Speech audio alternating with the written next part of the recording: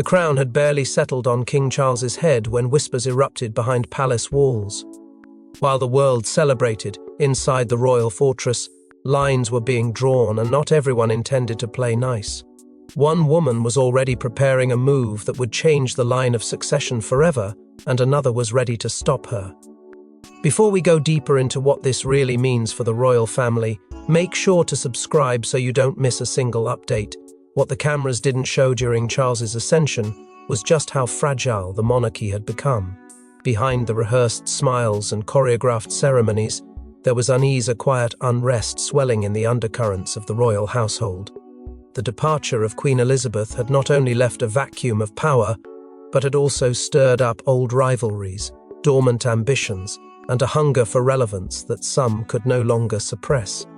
For decades, Camilla had endured whispers, criticism, and being labelled the outsider. Now, as Queen Consort, she saw an opening and opportunity not just to stand beside the monarch, but to shape the monarchy in her own image. And that opportunity demanded boldness. Charles, weighed down by age and obligation, found himself distracted by the delicate balancing act of pleasing both the public and the press.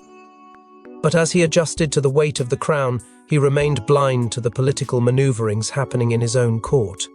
Camilla had already begun placing trusted allies into key positions: communications directors, personal aides, even influencing charity board appointments. These weren't mere courtesies, they were footholds, quiet grabs for leverage. And while the king offered no resistance, someone else watched silently, her patience thinning. Princess Anne had always been the monarchy's steel spine, disciplined, unwavering, loyal to the old order. But what she saw in the early weeks of Charles's reign disturbed her. Camilla's role, once symbolic, was growing sharper by the day. The consort's public appearances began to overshadow even William and Catherine's.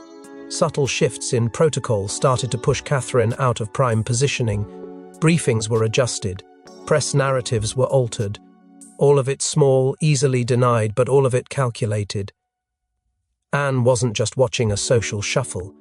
She was witnessing an attempt to rewrite the Windsor narrative, and she knew exactly what was at stake. The promise of continuity, the integrity of the royal bloodline, and the legacy of her mother's rule were all under silent attack. But Anne also knew something else. Camilla had underestimated her. The Queen Consort might have mastered charm and media, but Anne had mastered loyalty, strategy, and timing, and most importantly, she had no interest in the spotlight. That made her dangerous. Still, Anne didn't speak out, not yet. She moved through corridors with a smile, attending briefings, hosting garden parties, shaking hands. But she was observing, listening, gathering. She had seen the shifting of power before, seen how ambition devours tradition from the inside out. She had no intention of letting history repeat itself. And as Catherine found herself increasingly sidelined, Anne made a silent vow. The monarchy would not be handed over to someone who hadn't bled for it. But Camilla wasn't content with influence, she wanted power, and she had a plan to get it. The question was, how far was she willing to go? In the shadows of royal banquets and ceremonial duties, Camilla was quietly assembling a private circle: loyalists, strategists, and silent players who owed her favors. It wasn't a queen's court, it was a queen-maker's machine. And its mission? To rewrite the future of the monarchy with Camilla at the helm. Behind the carefully orchestrated smiles and traditional fanfare, something unspoken was unfolding: a quiet consolidation of power that even King Charles seemed unaware of. Camilla, long dismissed as a secondary figure, was now drawing lines of loyalty, not only through charm, but through promise. Old aristocrats who had felt sidelined under Elizabeth's reign found themselves welcomed back into the inner circle. Influential PR executives, long experienced in shaping public perception, were quietly offered contracts, appointments, and royal visibility. And the loyal courtiers, the ones who had survived decades of palace turbulence, found in Camilla someone who not only listened but rewarded. Slowly, deliberately, she was building a coalition that extended well beyond tea and titles. This wasn't about popularity, it was about permanence. Camilla's every move was a lesson in political choreography. She launched a wave of public engagements, carefully selecting overseas tours that garnered sympathetic media coverage and charity appearances that positioned her as the heart of royal compassion. Where Catherine was, once the press darling, the narrative began to shift slowly but noticeably. Tabloids began publishing side-by-side comparisons of Camilla's resilience versus Catherine's silence.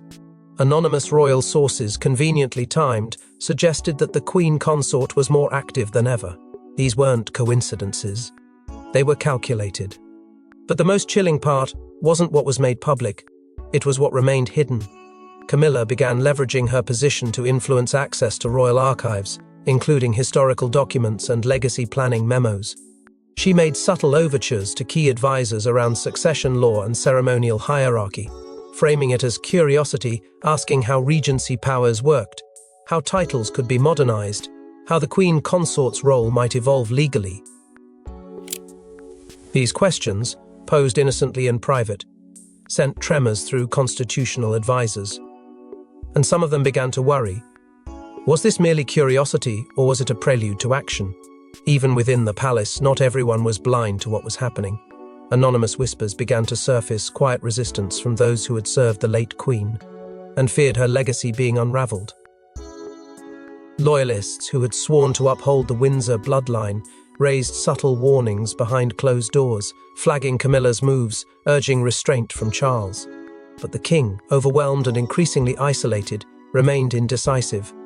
Camilla was gaining ground, and fast, and then came the moment that changed everything. A document still unofficial, unsigned, but very real began circulating within Camilla's inner circle. A proposal, bold, dangerous. It aimed to redefine the Queen Consort's powers in case of Charles's incapacitation, not through emergency regency law, but through a new advisory framework that would in essence make Camilla a sovereign in practice. If passed, it would sideline not only Parliament but William and Catherine themselves. But in the ancient halls of the monarchy, tradition has a defender, and Princess Anne doesn't lose quietly. They called her the quiet one, the dutiful one, but Anne had watched long enough. With her father gone and her brother distracted, she stepped forward not as a daughter of the Queen, but as the kingdom's last line of defense. Her retaliation wasn't loud, it was precise, surgical, devastating. Anne had never sought the spotlight. She didn't crave public adoration or political control. But what she did crave fiercely, unwaveringly, was the preservation of the monarchy in its truest form. The monarchy her mother had built, defended and dignified for over 70 years. Anne's loyalty wasn't to individuals. It was to the crown itself. And as she watched Camilla's influence seep into the very framework of the monarchy, she knew this wasn't about personality clashes, it was about survival. The survival of the Windsor legacy, of the institution, and of the line of succession as it was meant to be. Somewhere deep in the silence of Buckingham's oldest wing, a memory stirred an oath she had made to her mother during the Queen's final months. A promise to safeguard the crown, whatever the cost. And the cost was now becoming clear. Anne began to unearth the extent of Camilla's reach. Legal aides who were once apolitical were now entangled in advisory reviews, subtly crafted to reshape succession safeguards. Memos were being drafted that used words like transitional sovereignty and operational delegation. To most, they were innocuous. To Anne, they were lethal. The quiet mechanics of a hostile takeover were already in motion and no one seemed willing to name it. So she did what Anne had always done best, she acted. One by one, she confronted the senior aides who had allowed Camilla's overreach. Her approach wasn't dramatic, it was devastatingly direct. She cut access, froze communication chains, and behind every closed-door conversation, she left behind a message. The Princess Royal was watching now, and she was not amused. Then came the private appeals to Charles not as a sister, but as a guardian of their mother's legacy. She reminded him of the Queen's discipline, her sacrifices, her fear of sentiment overtaking state. Anne didn't accuse, she evoked. And Charles, already under immense strain, began to waver. But Anne knew emotional appeals alone wouldn't be enough. So she changed tactics. Carefully, deliberately, she leaked. Not everything, just enough. Snippets of Camilla's private meetings, unexplained alterations to advisory language, rumors of legal maneuverings beyond her role. The press, hungry for a fresh royal scandal, pounced. Anonymous palace sources began to speak in veiled terms. Public speculation began to churn, and Camilla, once invisible in her ascent, now stood naked in the court of public opinion. And yet Anne wasn't done. Because this counterattack wasn't just about stopping Camilla. It was about choosing someone to carry the crown forward, and she had someone in mind. While the royals fought in silence, one woman rose with grace, not through schemes or headlines, but through presence, humility, and resilience. Catherine wasn't just enduring palace politics, she was becoming something else entirely, the people's true queen. In the middle of a battlefield she never asked to enter, Catherine stood steady. She did not retaliate. She did not scheme. She simply carried on, the way the late queen once had, head high, shoulders straight, every movement measured not for applause but for purpose. While Camilla plotted and Anne countered, Catherine became the silent rhythm of the monarchy. Every appearance she made, every speech she delivered, every school gate she stood beside wasn't just a royal duty. It was a statement of character. The people noticed. The press, so often driven by scandal and spectacle, couldn't help but admire the Duchess's calm defiance in the face of palace turbulence. Headlines shifted subtly. Catherine holds the line. Dignity amid disorder. The contrast was unmistakable, but it wasn't just image. Behind closed doors, Catherine was holding her family together. William, increasingly caught between duty to his father and concern for his wife, leaned on her strength more than ever. With Camilla encroaching and Anne retaliating, the palace had become a minefield, but Catherine never let the children see it. Their world remained stable, their mother unwavering.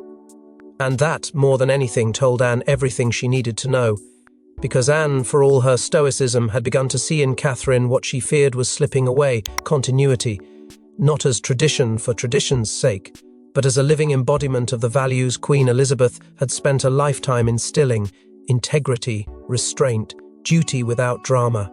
In Catherine, Anne saw not a pawn or a placeholder, but the future, and for the first time in decades, the famously reserved Princess Royal did something unexpected. She reached out. It happened privately. No staff, no notes. Just two women in a quiet corner of Windsor. Anne didn't speak as a royal. She spoke as a daughter of a monarch who had carried the weight of a nation and saw that same weight quietly resting on Catherine's shoulders. She told her about her mother's fears, her warnings, her final hope that someone would protect the crown, not for power, but for legacy. And Catherine, though surprised, didn't flinch. She simply nodded, eyes steady. It wasn't ambition that glinted in her expression. It was resolve. From that day, Anne stopped merely defending the monarchy. She began shaping it, and her focus was Catherine. She began whispering to advisors, recalibrating protocol, preparing roles, restructuring ceremonial schedules. Nothing blatant, nothing traceable. But behind every decision, there was a subtle nod to Catherine's expanding influence. It was no longer about positioning William. It was about establishing Catherine as the symbolic North Star, the embodiment of what the monarchy could still be. But Catherine's rise would only matter if Camilla's plan could be stopped in time, and Anne was running out of it. All it takes is one overstep to turn ambition into scandal. Camilla's next move wasn't just bold, it was reckless. It rattled the palace, ignited internal outrage, and forced King Charles into a corner. For the first time, the monarchy itself looked fractured. The timing couldn't have been worse. King Charles, already showing signs of strain both physically and emotionally, had withdrawn from several public engagements. Official statements cited rest and routine medical care, but behind palace gates, the truth was far more fragile. The king's health was deteriorating. And Camilla saw her window. She moved swiftly, meeting with key figures in the Privy Council, select legal advisors, and a handful of senior staff, all without clearance. These meetings were cloaked in discretion, but nothing remained secret in a palace built on protocol. Whispers turned to murmurs. Memos, once confidential, were accidentally forwarded. It wasn't long before Anne caught wind of what was really happening. Camilla wasn't just maneuvering for influence. She was drafting a legal framework, one that would grant her permanent advisory powers in the event Charles was declared unfit to rule. But the language went further. Tucked into the proposal was the phrase Queen Regent. It suggested not just stewardship, but sovereignty. In effect, Camilla was preparing to wear the crown in everything but name. And when a staffer, alarmed by the implications, leaked the draft to a well-connected royal correspondent, the story exploded. Within hours, headlines screamed betrayal. The Queen who would be king. Palace in crisis, Camilla's secret power grab. The public reaction was swift and unforgiving. Camilla, once cautiously embraced, was now branded a usurper. Protesters gathered outside key royal residences. Social media erupted in fury. Commentators speculated whether this was the beginning of the monarchy's end. And at the center of it all was a deeply wounded King Charles. Blindsided and humiliated, Charles reportedly collapsed into a chair during a private briefing. Witnesses say he wept openly. For a man raised never to show vulnerability, it was a breaking point. He refused to speak to Camilla for 3 days. The palace scrambled to contain the narrative, but the damage was done. And somewhere in the background, Anne was already making her next move. Because Camilla's mistake had changed everything. The Queen's old allies, figures who had once remained neutral, now rallied behind Anne. They came forward with documentation, old correspondences, and accounts of Camilla's quiet manipulations stretching back years. What had once been speculation became evidence, and Anne, holding it all in her hands, realized that containment was no longer possible. This wasn't about stopping a rogue queen. It was about saving the monarchy from implosion. With the monarchy at the edge of collapse, Anne knew only one option remained: public exposure, royal war. It wasn't a whisper behind closed doors, it was a showdown. In a locked royal chamber, Princess Anne and Camilla finally faced each other, not as sisters-in-law, but as rivals. What was said would never be made public, but the consequences would echo through royal history.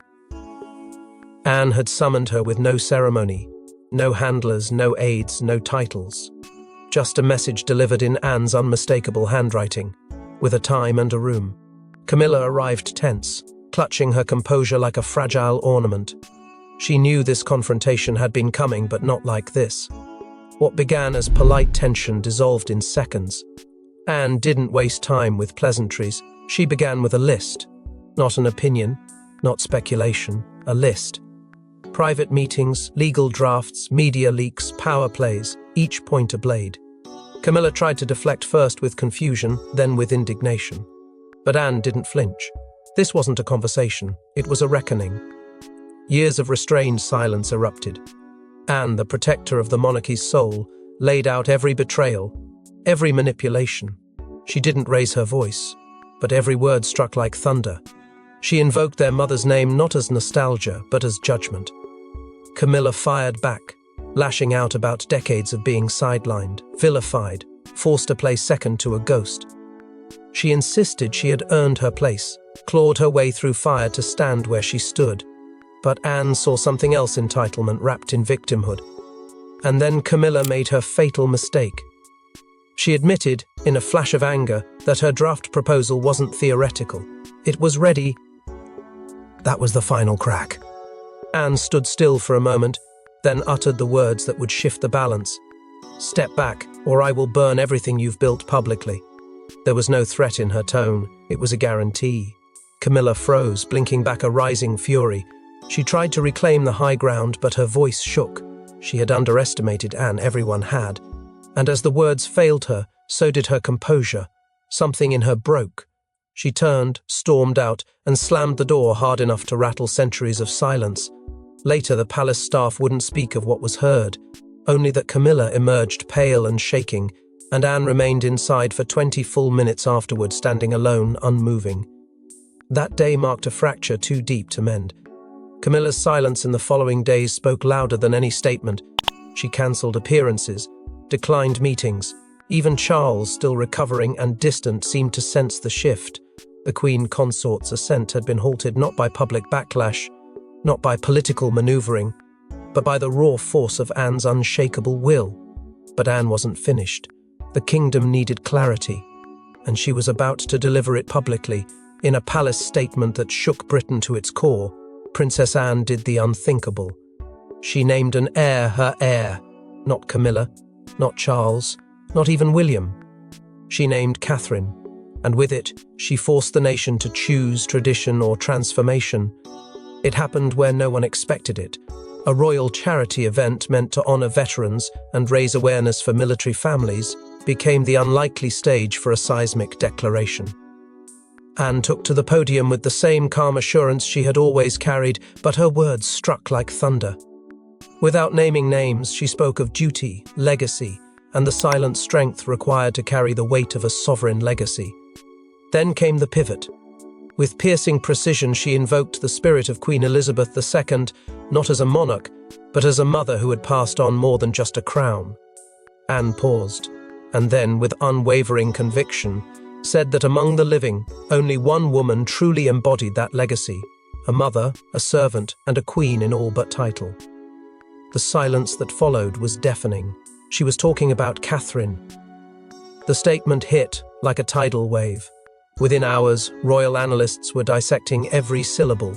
The media ran wall-to-wall coverage, flashing the phrase "true embodiment of Elizabeth's legacy" across screens like a royal prophecy. Parliament members called emergency meetings. Editorials were split, some lauding Anne for having the courage to speak what many already believed, others accusing her of undermining the crown. Social media erupted with a new wave of hashtags, and for the first time in years, the public's faith in the monarchy surged this time, not for tradition's sake, but for the woman quietly rising from its shadows. William, caught in the center of this political and emotional storm, was left reeling. For years he had been the quiet heir.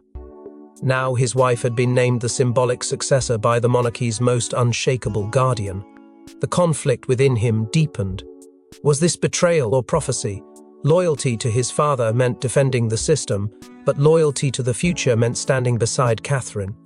And Catherine, ever composed, initially refused to comment. She issued a statement through her spokesperson thanking Anne for her words, but affirming her role as Duchess and mother. It was humble, measured. But that same night, at a private dinner, witnesses reported seeing a different Catherine Stern, focused, unmoved. A woman who understood what was coming. As for Camilla, the blow was absolute. The royal charity gala that was supposed to feature her as co-patron had suddenly become her eclipse. She cancelled her appearance the very next day. Her team issued a vague statement citing health and private obligations, but the reality was evident. The Queen Consort had been publicly outmaneuvered, and the court of public opinion had chosen its queen, but behind the public spectacle, darker consequences were brewing: retribution, and a final move that no one saw coming. Cornered, humiliated, and stripped of her narrative, Camilla made one final move. It wasn't legal, it wasn't royal. It was personal, and it had the power to destroy everything Anne had built. The question now wasn't about who would rule, but who would survive. In the days following Anne's symbolic coronation of Catherine, Camilla vanished from public view, but she hadn't retreated. She was regrouping. Behind closed doors, her anger crystallized into something colder, more calculated. The titles meant nothing now. Influence had been wrestled from her hands, not through power plays but through Anne's unshakable will and Catherine's quiet grace. And in Camilla's mind, if she couldn't rule the institution, she could at least unravel the people propping it up. What emerged next was unprecedented, a set of leaked documents, carefully selected and anonymously released to an international media outlet. Emails, letters, and fragments of royal correspondences, allegedly exposing internal disputes, private insults, and moments of Anne's supposed overreach. The tone was venomous, and it was deliberate.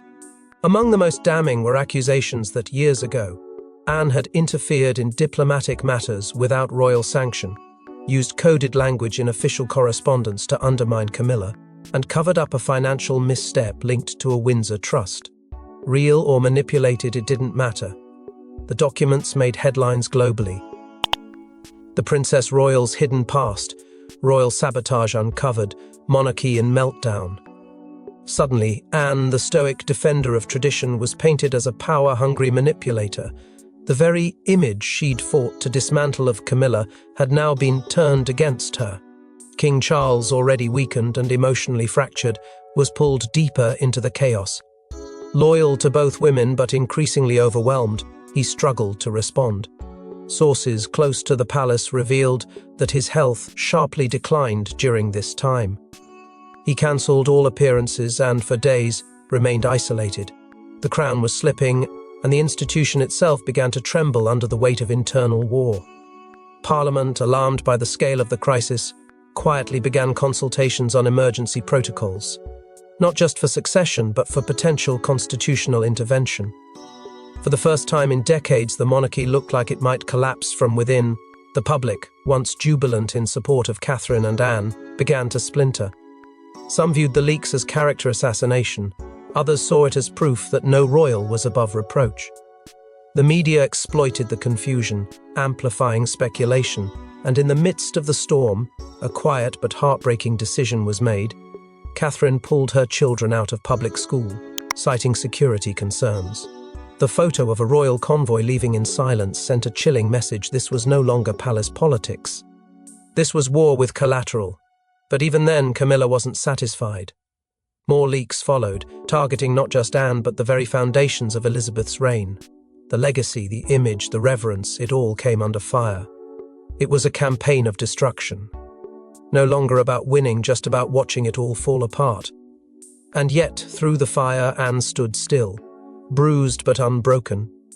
And then, just as it seemed the monarchy was destined to burn, Anne revealed a secret she had never intended to use. There was one final truth, one final weapon. And it didn't come from Anne's cunning or Camilla's schemes. It came from the Queen herself, a document, handwritten, sealed in 2022. When Anne released it, the debate ended, and a new era began. The monarchy had reached a breaking point. The institution stood on a knife's edge. Camilla's vengeance had ignited chaos, and Anne's resistance, though powerful, had pushed the royal house into uncharted territory. Public support was splintering, the crown's image battered, and behind hospital walls, Charles drifted between silence and sorrow. But then came the envelope, sealed in wax, dated, initialed, buried for safekeeping under direct orders. A letter from Queen Elizabeth II, handwritten in her unmistakable script, and entrusted only to Anne for a moment she hoped would never come. Anne had carried the weight of that letter like a private cross.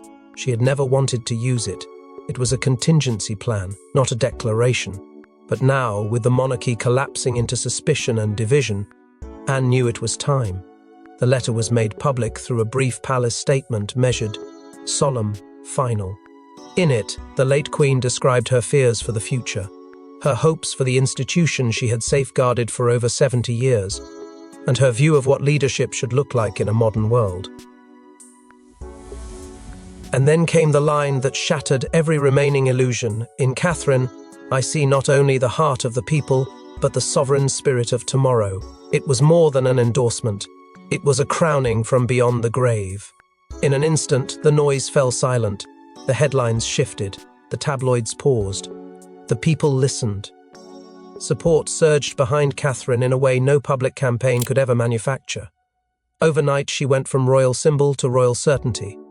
Politicians backed away from constitutional discussions. Royal commentators declared the debate over. The Queen had spoken posthumously but unmistakably. Charles, reading the letter from his hospital bed, wept. According to aides, he asked for time alone and later summoned William not for strategy, but for reconciliation. Camilla, upon hearing the contents of the letter, cancelled all future engagements indefinitely. Her title remained intact, but her influence was gone. She became a shadow of what she once hoped to be present, but powerless. There would be no revenge, no restoration, only silence. As for Catherine, she said nothing at first. No statement, no speech. But her next move spoke volumes. She resumed her public duties, quietly visiting hospitals, hosting charity receptions, greeting citizens not as a royal figurehead, but as a future in motion. She did not wear a crown. She did not need to. The monarchy had turned a corner, and she was already leading from it. The press called it a soft coronation. But for those who understood the undercurrents of royal power, it was the final act in a war that had nearly destroyed a dynasty. It was victory, yes, but a bittersweet one. Because it came not through celebration, but through survival. The crown did not move that day, but the future did.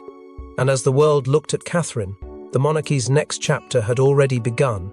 Thanks for watching. Don't forget to like and subscribe, and we will see you in the next one.